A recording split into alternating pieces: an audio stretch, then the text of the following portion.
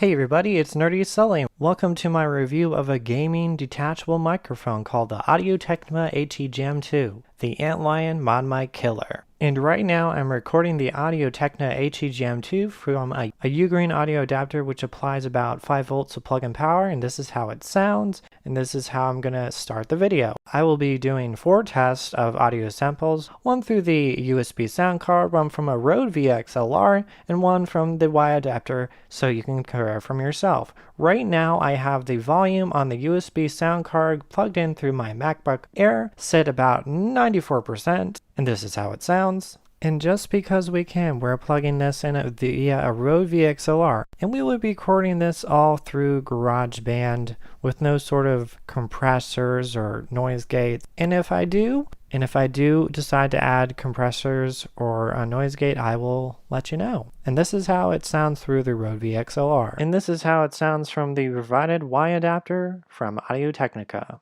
I honestly don't think the Y adapter sounds the best, so we'll switch back to the USB sound card right now. And now we're back to the USB sound card test of the Technica ATGM2. Personally, I think the Rode VXLR and the USB sound card sound very similar. They have similar noise floors. But what I like about the ATGM2, other than the Antlion products, is from what I tested, the Antlion products are more focused on mid to high level speakers, where the Technica projects, which is made by a real audio company, is made for like all tones of voices. So I can safely set this to like 94-95% and have you pick up my tone of voice. Now we're going to switch over to the PS4 if you're doing this through the PS4, and I will show you the tests via the PS4, via the Ugreen's USB sound card and the provided Y adapter from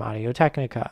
And this is a test of the Technica ATGM2 detachable game booming microphone from a USB sound card, the Ugreen USB sound card that I listed in the description below. Just to let you know, when it comes to plugging in my microphones via USB through the PS4, if you don't know about the PS4 has no onboard audio compression, if you didn't know. So, and I don't trust the audio levels on PS4 very much, so I just go by what I'm hearing.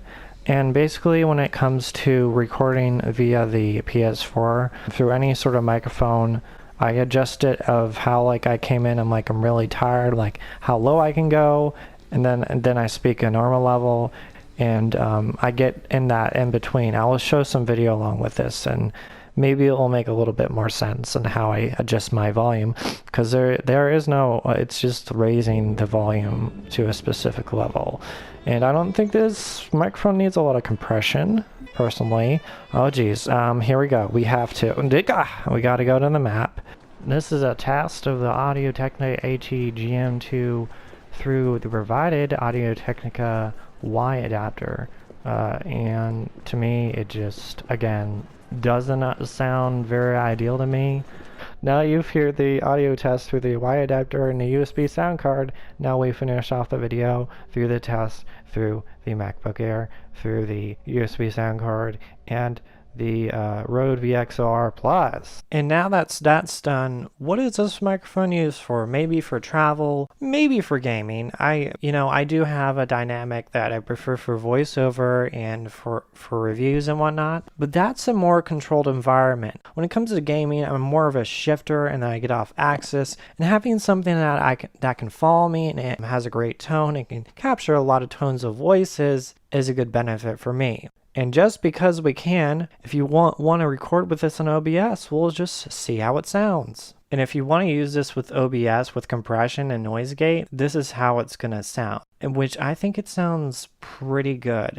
If you don't whisper, it's still like hypercardia. It's still going to cancel out a lot of background noise, but I think it sounds pretty good. I'm just going to finish off the video like this because the only nitpick I have about this video is the boom arm, and it's not adjustable at all. So, and I know it's hypercardia, so I know it needs to be close to my face, but there's still a chance that I might breathe off to the side a little bit and catch a little breath, which is a bit annoying. So if Audio Technica decides to update this or make another one, I think that should be their number one note, is to have an adjustable boom arm if they want to compete with Antlion, because I've had my many issues with Antlion, and just because I say that their microphones are more for mid and high level speakers, I did use the USB sound card, same one exactly, and I was trying to use it here, but you know, I have to add a lot of gain and it doesn't pick up any bass, and then it just sounds bad because I'm trying to put a noise gate in, and whenever I try to speak up, it just picks up all the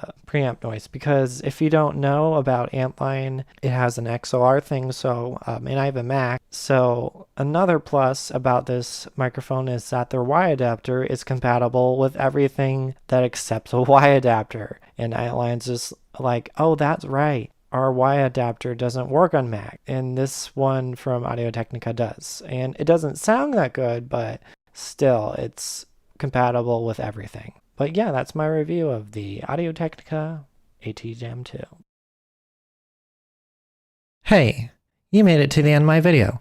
Either I did something right or you're pretty committed.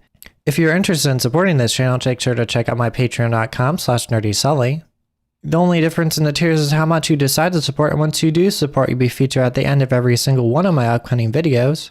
Or if you don't want to deal with any of that, check out my coffee.com/nerdysully. Just to know, my Patreon and my Coffee, I share the other creative stuff I do, which is writing and can be considered non-safe for work, so just be aware of that.